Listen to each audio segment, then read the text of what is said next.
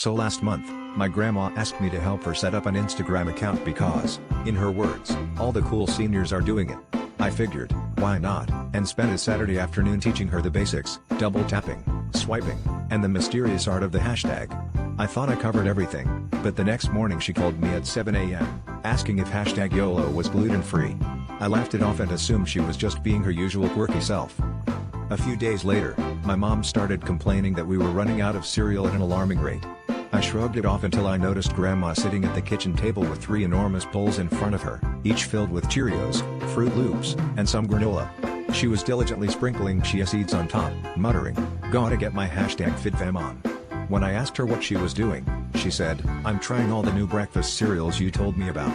This morning I had hashtag YOLO, yesterday was hashtag TBT, and tomorrow I'm thinking of trying hashtag FOMO with a splash of almond milk."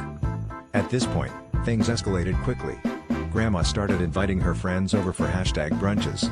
They'd sit around the table, comparing their favorite flavors, like hashtag blessed with blueberries or hashtag no filter with no milk. I walked in one day to find them making avocado toast and trying to decide if hashtag squad goals was better with honey or jam. One of her friends tried to pour milk into her phone, insisting it was the only way to get her stories to load. I finally had to sit Grandma down and explain what hashtags really are. She looked disappointed and said, "So you're telling me I've been eating 3 bowls of imaginary cereal every morning for nothing?"